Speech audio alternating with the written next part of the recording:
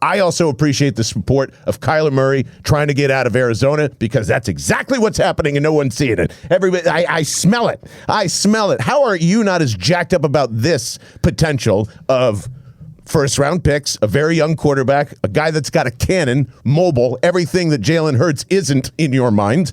Like, why isn't everybody clamoring, go get him? Do we actually believe that the Arizona Cardinals are a good franchise? You fucking kidding me? They are trying to bury this kid and make him look like an asshole. Clearly. They're crushing him right now. They're crushing him. Social media never lies. We know that too. He's pulled it all off. Everybody thinks this is a negotiation standoff. I don't buy it. I think he's trying to get out of there because he realizes how shitty this is, and either he wants to keep Cliff or they're trying to fire him, or like one of those things are happening and they're playing chicken, and I love it. Get out of there. We are in the NBA era of quarterbacks, baby. We are James Hardening this shit. Get him here. Get him here. Am I knocking the cameras out of focus? I'm so sorry. No, that's I'm fun. Getting fired up here. I like this. I like this energy. Welcome to the side of moving on from Jalen Hurts. This is way different. It's not that different. Taylor, this is way different than trading for Russell Wilson. Yes. Thank you very much. Because you got to end up paying this kid a shitload of money, too. Well, yes. And you probably have to give up way more assets than age is. He's 25. This man is 25 years old. You want to talk about quarterbacks being on the market? What the hell? Let's go. This is the franchise that drafted Josh Rosen and then went whoopsie-daisy, hired this kid, and they're whoopsie-daisy in this too. They're exactly like the new Washington Commanders. Yeah. That's going to be really ridiculous to say. Brutal. But that's what's happening there, man. They're just another small version of that going on. Easily. They are screwing this up, and I love it. Well, they're screwing it up, and it's crazy, too, because they've been going for it, and generally, they've approached it the right way. I mean, they got DeAndre Hopkins in there. That was a great get. They draft receivers a lot. Like, they signed J.J. Watt. I mean, they stocked up to go for it. That was a real team at the beginning of the season. You're like, I really could see the Cardinals winning the Super Bowl, which was kind of fun, but God, the fact that he really could be that ugly with Arizona right now, because some of the reports, right? You read these. I just got it from you. But my understanding is they said he's playing video games all the time in the locker room and calling his girlfriend at halftime, which is like a weird, it's a really weird and specific like a report. Dorm. Yeah. Unless it's, here's the play. It's either a Ben Simmons situation or it's not. And I'm betting that it's not, because I don't know if you remember Francisco Rojas, who's here too. I forgot to mention as well, joining us. He's baseball knowledge is very vast and far. Who is eating the fried chicken in the clubhouse and playing video? Was that the Red Sox? Was that us at one point? The Phillies eating fried chicken? No, but the Phillies were playing video games in the club. Yeah, they're playing Fortnite. That was a that's right. Wasn't that it was the bullpen guys, right? Yes. Crap. Yeah. I forget who it was exactly. Yeah. But that was definitely there's a great story with that, by the way, because I remember this vividly. So they had a guy on the team named Carlos Santana at the time. He got so pissed off about the Phillies playing video games like Fortnite in the clubhouse. He literally took a baseball bat to a television in the clubhouse, just fucking smashed it to bits. That's amazing. So if that were to, you don't think that would happen in an NFL locker room when you're a Super Bowl team? Something would have come out before and be like, this motherfucker's playing video games and talking to his girlfriend. And I don't know, when J.J. Watt took a football and threw it through a screen or something like that, like that would have come out. Unless, they're who knows? Well, look, you protect the quarterback. I mean, unless everybody hates him. Like, if it's an issue between him and management, then the players, I mean, look, he comes out, he plays well. We all know that. The guy's a great talent. He's a ridiculous talent. And I mean, really, he's like 5'6", and he throws it 5,000 yards. It's like, how does your little tiny arm get that good? I mean, you guys know what happened here, right? No. Zach Ertz turns their quarterbacks into babies. Ooh, oh, there we go. There it is. Feel that heat from here. Oh, right. It's Zach Ertz's fault. Good work. Zach Ertz, Trojan horse, goes to Arizona, makes Kyler Murray a baby. He comes over here.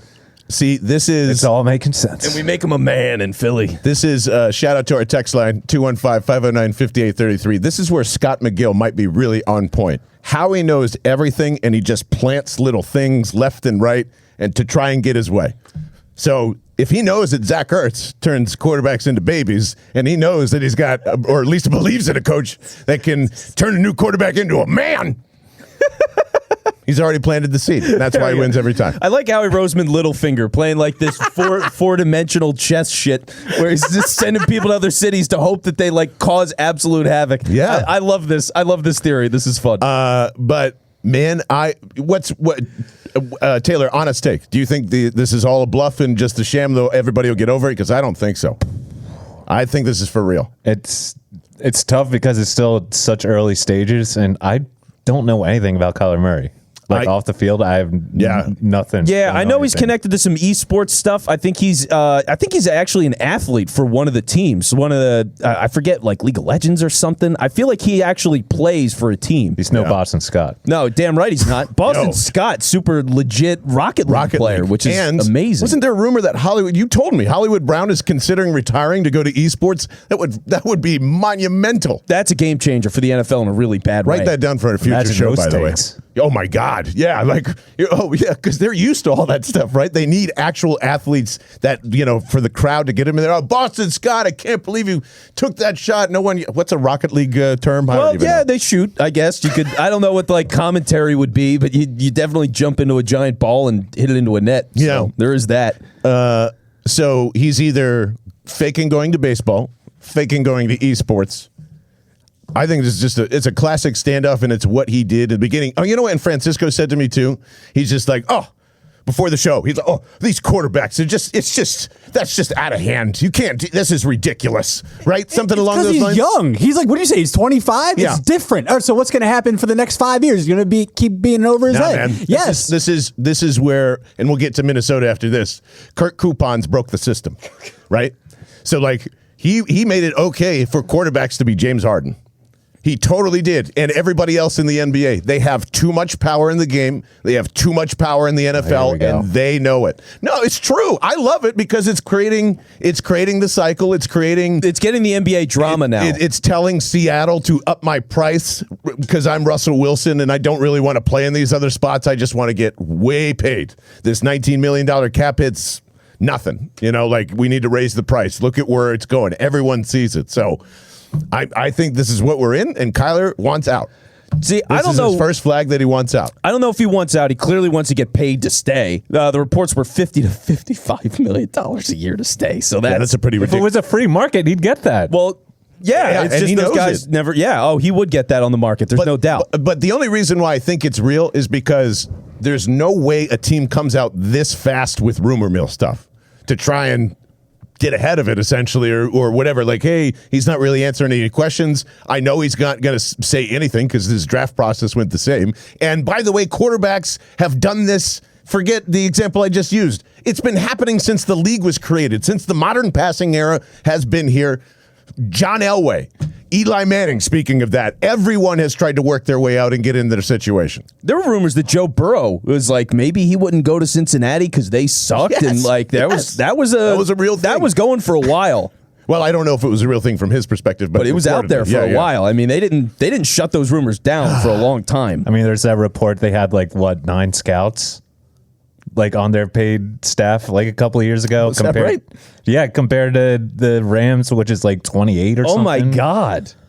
Oh my God. Yeah, there's an article of them just being hilariously cheap and not even caring about the product on the field. Well, yeah. That's and I think Carson Palmer also was trying to voice that in the Super Bowl. And that was part of the Burrow stuff too. Initially, he was saying all this shit about the organization. It was like, yo, this is a bad place, Joe. You don't want to go there. And that made it a big deal. It was pretty wild. But sorry, go ahead. Well, yeah, for Kyler Murray, I mean, yes, if he's available. And it's one of those things where I don't think the Cardinals would have any intention of trading this guy. But if he's making a big enough stink and somebody actually does pick up the phone and give a legitimate offer, then you have to listen. It's just one of those things where I never thought we would be in this place, but everything's moved so quickly.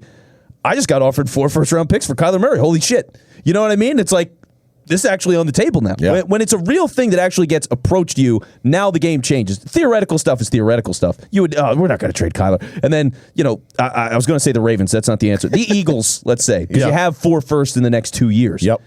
The Eagles call, and they go, listen, we'll give you every first-round pick we have right now. Now it's different. Would it be worth it?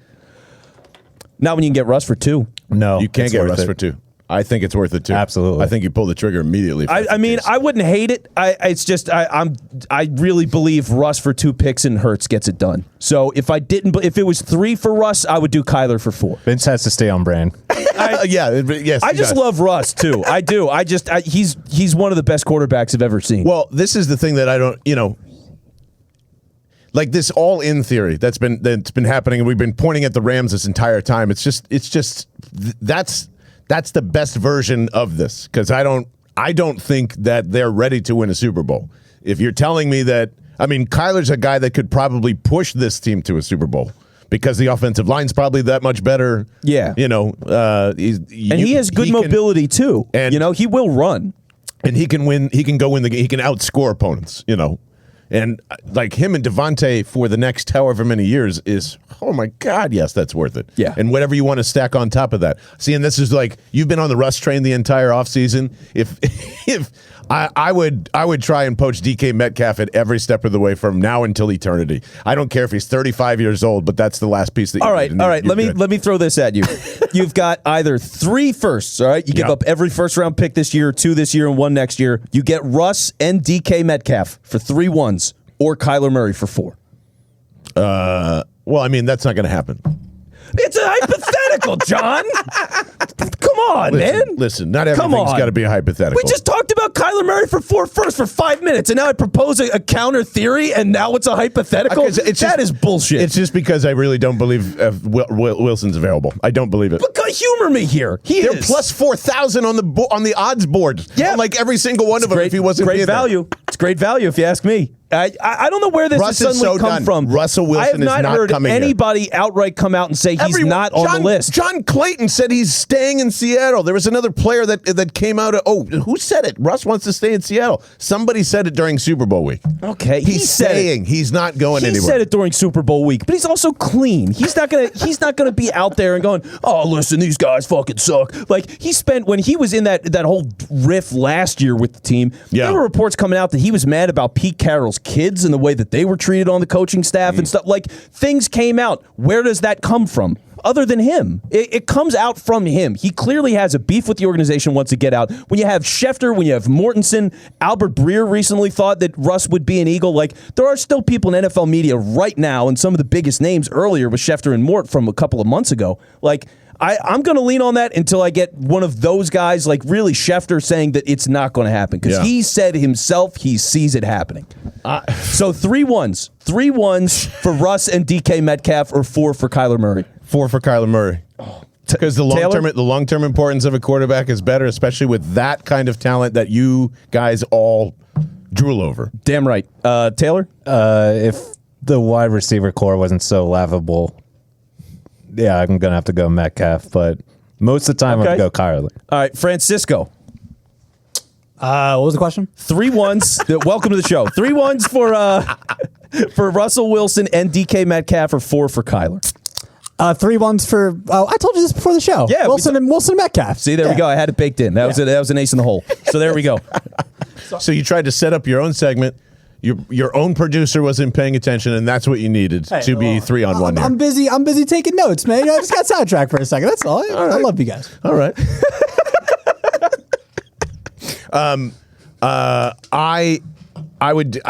just think Kyler's more important than anything. All right, I'm going to put it out on Twitter too, and we'll see where people feel about it. Ooh, I think they'll go Seahawks probably. I think so too, because you're waving DK Metcalf in front of him, and that's a whale. So it's a lost whale. And this is something you could put Justin Jefferson in there too. Yeah. Why not? Yeah, throw him in there. 5 ones. Yeah. 5 ones. Make it all the Eagle loser picks. There we go.